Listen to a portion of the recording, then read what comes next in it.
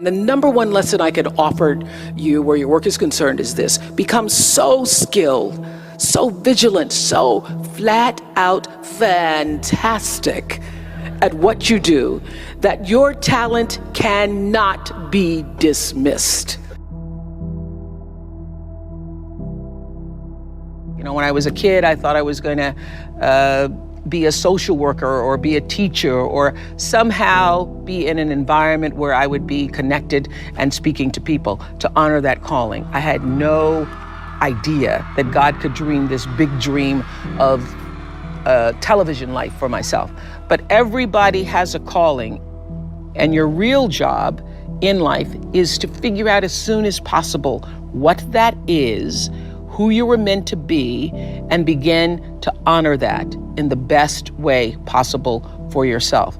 We have seen over the years on the Oprah show so many people who've been able to rise to success in their life, and only able to rise to success because they answered the call. Lots of people think that it's about being famous or about being known or about doing big, incredible things.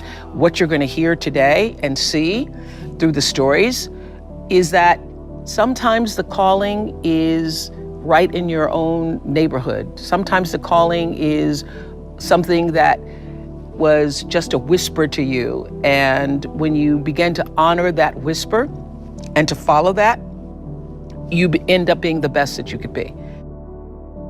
I actually thought at the time that being thin made me better. My identification with form, my wanting so desperately to be in a size 10 jean was so prominent, identifying with that shortly after this, I gained 5 pounds. And I was invited to a party at the time by Don Johnson. Remember Dreamy Don Johnson? I was invited to a holiday party, and I did not go to that party because I thought the 5 pounds made me too fat, not good enough to be at Don Johnson's party. Sounds kind of sick, now I know.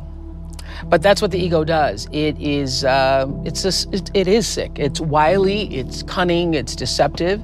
It's an imposter imposing on the real you, making you often think that you're something that you're not. You're not the shape of your body. You're not your status. You're not your position in life.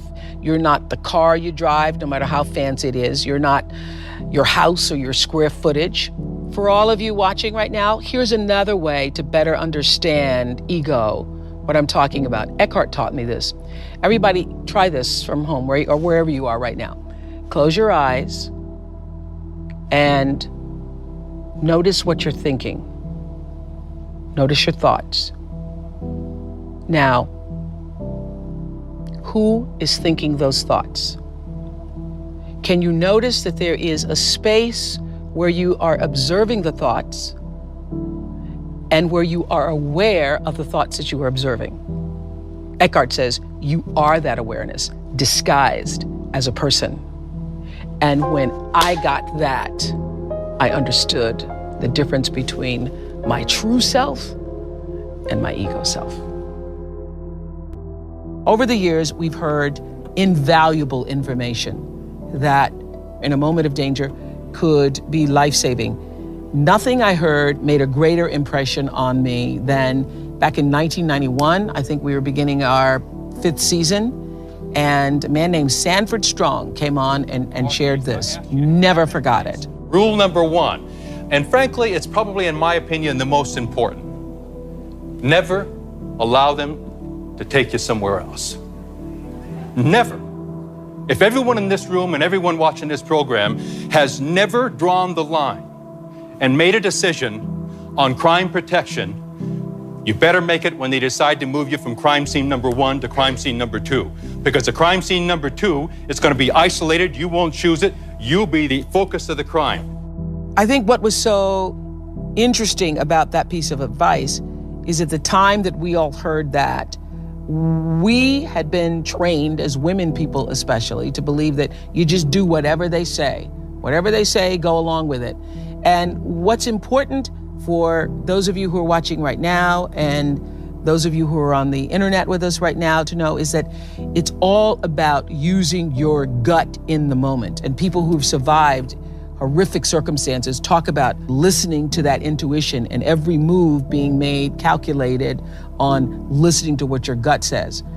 What the experts now say is do not allow yourself to be taken to the second location, because anybody who is trying to harm you wants to get you to an isolated place where they can do that without other people seeing or knowing it. So in that moment of making the decision, oh, you're gonna shoot me? If you're gonna shoot me, you have to shoot me now rather than shoot me in isolation where nobody can see you. Whenever somebody has said something that made the little hairs on my arms or neck stand up, I know that if that's happening to me, that's also happening to somebody else too. The way to make movies is to do stuff that you love, because, you know, for 25 years I worked on the Oprah show, and Stedman will tell you that there were nights that I came home and I almost, you know, it was hard to even like take off my clothes because I knew I was going to be getting up 4 hours later. But I never really felt exhausted, like I felt exhausted, but I never felt depleted. So do the work that comes straight from the soul of you, from your background, from stories that you've grown up with, from stories that bring you passion, from stories that you not just yearn to tell, but that if you don't tell them, they won't get told.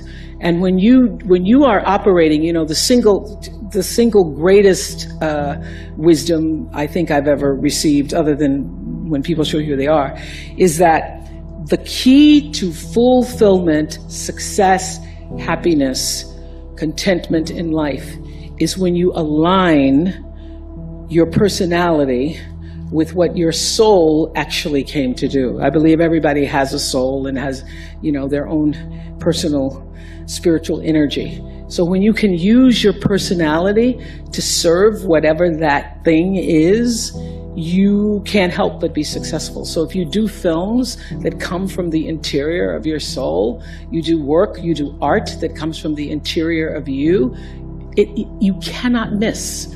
It's only when you're doing stuff that you think might make money, you think it may be a hit, or you think it may bring you some level of attention or success. That isn't what does it. I would have to say that all of the great, wonderful experiences of my life that have brought me to this moment have come from working from the interior of myself. And so that's why it feels so authentic, because it actually is. So when you do that, you'll win. And everybody has a different talent. And the reason we're all so messed up is because you're looking at everybody else's talent and wishing you had some of their talent.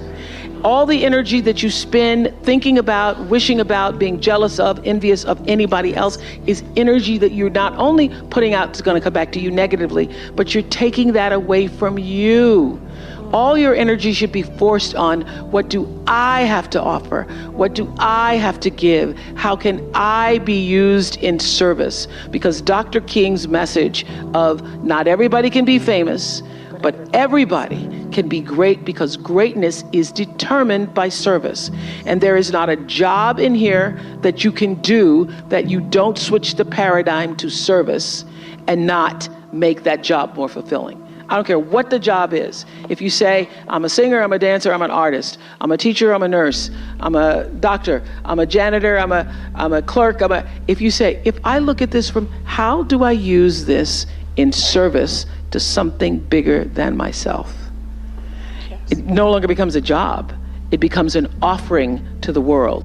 I first started making money, and it was, you know, my salary or my earnings were published all over the place. I mean, the first year I was like, really? Did I make that much money? Oh my God. It was very difficult for me to figure out where my boundaries were, because I'd grown up poor and didn't have anything. So it's easy when you don't have anything and people ask you for money. And they say, I need $500. You say, I don't have it because I'm just trying to get my rent paid.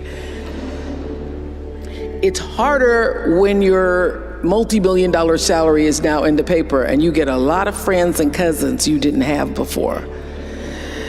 So how do you set boundaries for yourself. I was having trouble setting boundaries for myself, for even strangers. People would just show up at my door in Chicago and say, Oprah, I left my husband, please help me. And I would, because she knows I have it.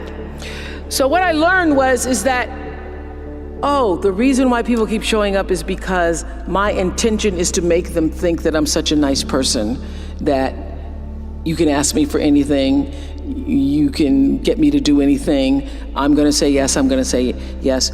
So when Stevie called me this time, I thought I'd try out my first no on Stevie. Let's start big.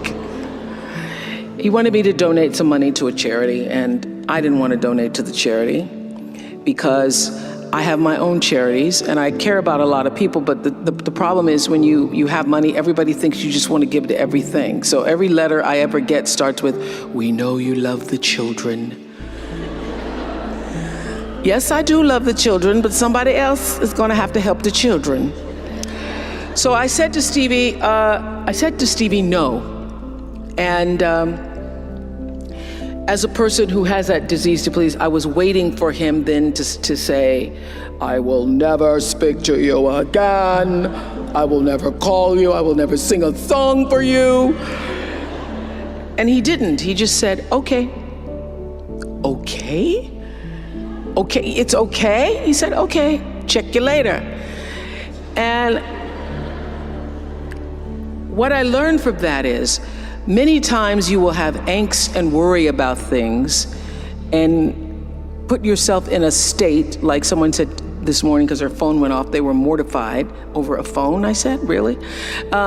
You will put yourself in a state when the other person really isn't even thinking about you.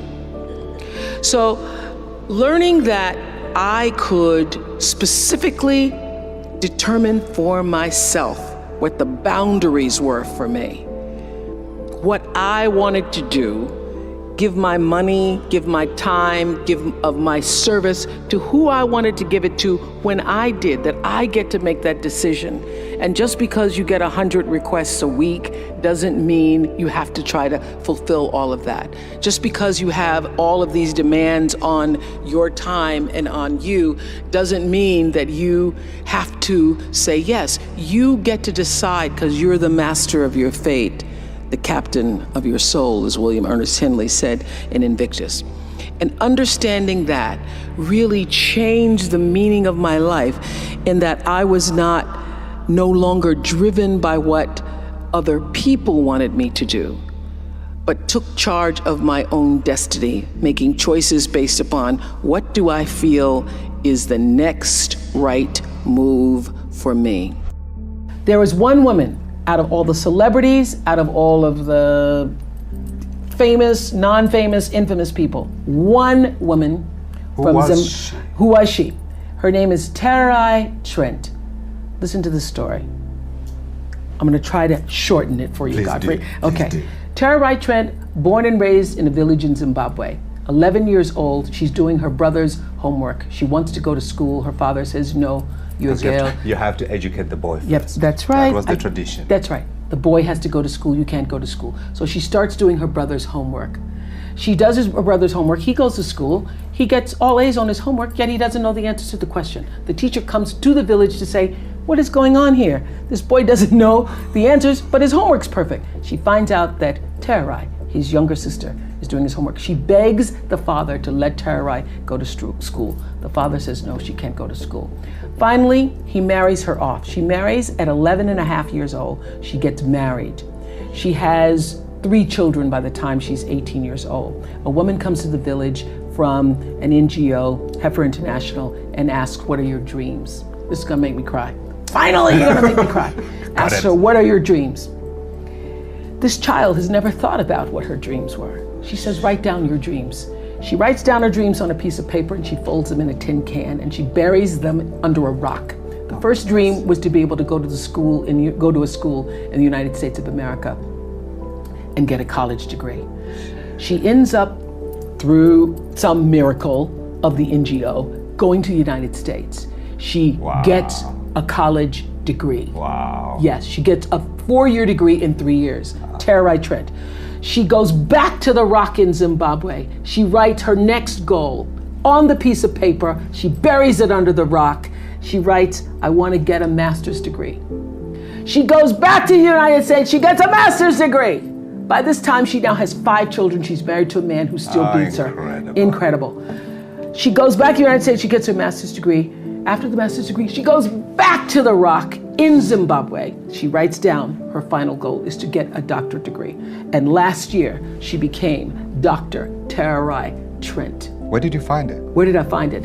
I found her in the Nicholas Kristof's book called something the sky, underneath the sky or the sky. I found her in Nicholas Kristof's book. Incredible. Incredible. And I was reading the story.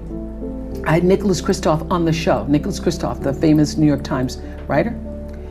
And she wasn't there. She wasn't a part of the show. I'm reading the story. I can't believe this book, the story of this woman, as I'm reading the story. So when we go to do the show, the producers have Nicholas Kristof on. They bring on other guests, but this woman isn't there. I go, how could you not have her there? So we tape another show with Nicholas Kristof. We go back, I go, fine, we're gonna find that woman, Tererai Trent. By this time, she's living in the United States. We followed her back to Zimbabwe, to the rock. We pulled the tin can from underneath the rock. And that is my favorite guest of all time. And the worst? I don't have a worst. I don't have a worst. But the reason why she, and as I said this on my show, so the reason why Tererai Trent is my favorite guest of all time is because she represents in that one story of the little girl in a village in Zimbabwe who had a dream and the heart and depth and discipline to pursue it. She represents everything I tried to say in every show in 25 years. She literally, through her life story, sums up the message that I was trying to give to every single one of my viewers. You can. Keep trying. Don't give up. You have to believe. You have to believe. Over the years, the centuries, so many teachers and poets and songwriters have talked about the significance of knowing yourself. I know we've all heard, to thine own self be true, Shakespeare, or learning to love yourself is the greatest love of all, Whitney Houston. What I know for sure is that in all the talk about loving yourself, you can't begin to love yourself or even be true to yourself unless you know who you are, separate from your ego. So think about this for a moment. You're at home, listening, watching to me, and taking in the thoughts that I'm sharing right now. And there is an inner space that allows you to perceive these thoughts. Not even a space. I'm just using the word space because there is no other word. There is the ability to perceive what I'm saying and be aware of what I'm saying. That is where the true you abides, in that awareness, in the very center of yourself. And when you stray from that center, you get lost and you make mistakes. I learned this the hard way. Your ego takes over. Everybody has an ego. I used to think the ego showed itself through someone being arrogant or stuck up or haughty, or the who does she think she is prancing down a red carpet kind of thing. Well, I'm in show business and the business of showing myself. So I'm aware that there's a lot of egotism involved in this business. And I always thought that I had my ego in check until I realized that it's not just the obvious. It's not always acting out or showing off. In 2008, I chose Eckhart Tolle's book, A New Earth, for my book club. And this book will change the way you view your life and the people around you and your world. Chapters 3 and 4 literally changed the way I saw myself and my ego. It changed for me what ego meant.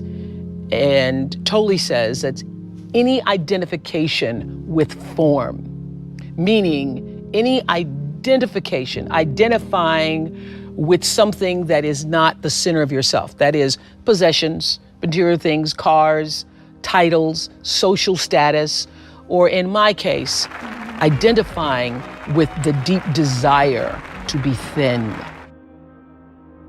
You will find true success and happiness if you have only one goal, there really is only one, and that is this: to fulfill the highest, most truthful expression of yourself as a human being. You want to max out your humanity by using your energy to lift yourself up, your family, and the people around you. Theologian Howard Thurman said it best. He said, "Don't ask yourself what the world needs. Ask yourself what makes you come alive, and then go do that. Because what the world needs is people who have come alive." The world needs people like Michael Stolzenberg from Fort Lauderdale. When Michael was just 8 years old, Michael nearly died from a bacterial infection that cost him both of his hands and both of his feet. And in an instant, this vibrant little boy became a quadruple amputee, and his life was changed forever. But in losing who he once was, Michael discovered who he wanted to be. He refused to sit in that wheelchair all day and feel sorry for himself. So with prosthetics, he learned to walk and run and play again. He joined his middle school lacrosse team. And last month, when he learned that so many victims of the Boston Marathon bombing would become new amputees, Michael decided to banish that darkness with light. Michael and his brother Harris created MikeysRun.com to raise $1 million for other amputees by the time Harris runs the 2014 Boston Marathon. More than 1,000 miles away from here, these two young brothers are bringing people together to support this Boston community the way their community came together to support Michael. And when this 13-year-old man was asked about his fellow amputees, he said this: "First, they will be sad. They're losing something they will never get back. And that's scary. I was scared. But they'll be okay. They just don't know that yet." We might not always know it. We might not always see it or hear it on the news or even feel it in our daily lives. But I have faith that no matter what, class of 2013, you will be okay. And you will make sure our country is okay. I have faith because of that 9-year-old girl who went out and collected the change. I have faith because of David and Francine Wheeler. I have faith because of Michael and Harris Stolzenberg. And I have faith because of you, the network of angels sitting here today. One of them, Khadijah Williams, who came to Harvard 4 years ago. Khadijah had attended 12 schools in 12 years, living out of garbage bags amongst pimps and prostitutes and drug dealers, homeless, going into department stores, Walmart in the morning to bathe herself so that she wouldn't smell in front of her classmates. And today she graduates as a member of the Harvard class of 2013. Nobody's journey is seamless or smooth. We all stumble, we all have setbacks. If things go wrong, you hit a dead end, as you will. It's just life's way of saying, time to change course. So ask every failure. This is what I do. Every failure, every crisis, every difficult time, I say, what is this here to teach me? And as soon as you get the lesson, you get to move on.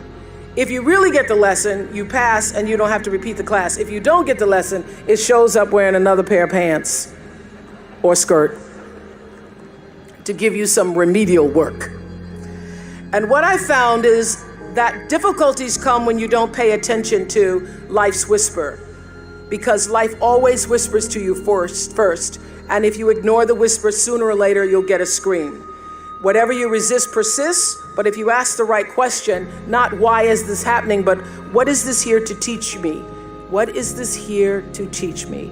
It puts you in the place and space to get the lesson you need.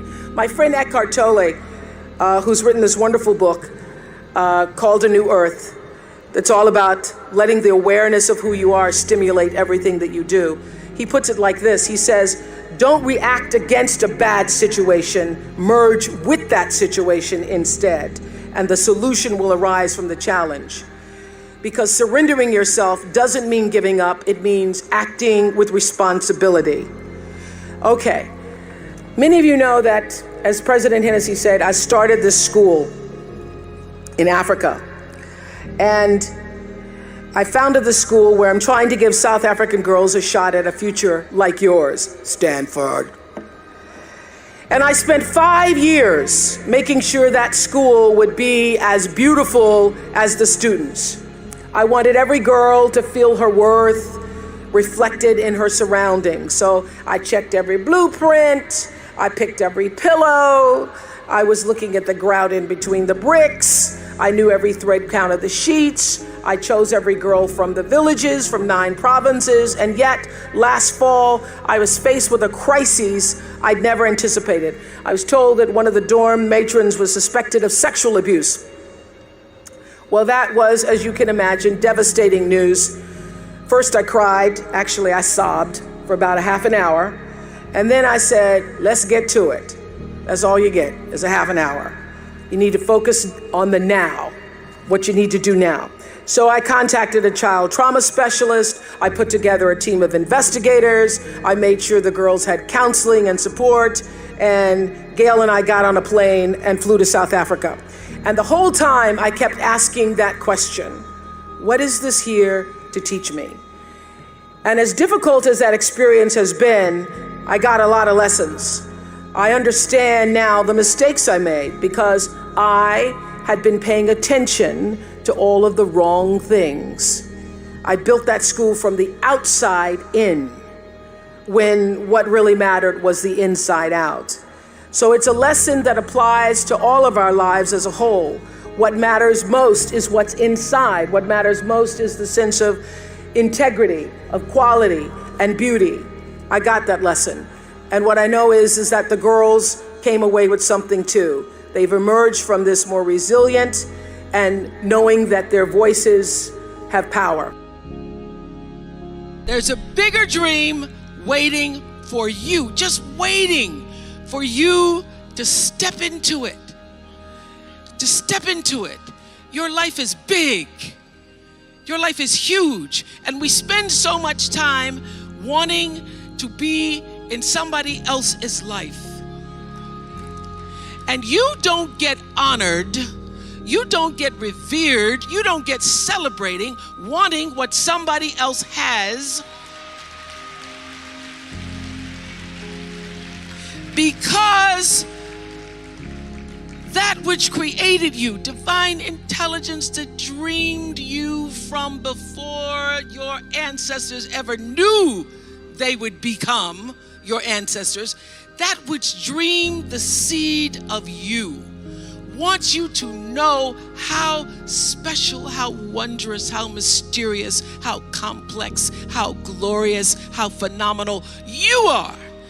And you get no credit messing in somebody else's territory or trying to have power over something you have no control. Another one of my favorite teachings is The Wizard of Oz. When the Wicked Witch of the West says, go away from here because you don't have any power here, you have no power in any territory other than your own.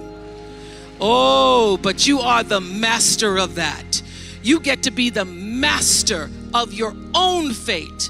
You get to be the captain of your own soul. And if you just manage that, if you just took care of your territory, oh, the glorious, glorious, glorious, wondrous, wondrous opportunities and possibilities that are waiting for you. So the question is, what are you resisting? What are you pushing against? What are you not allowing? What are you blocking because you have this idea of who and what you're supposed to be, instead of leaning into the dream that's already been created and waiting for you. It's waiting for you. And the second, it's an instant thing. It's a shift. in the way you see yourself and the power from which you have come.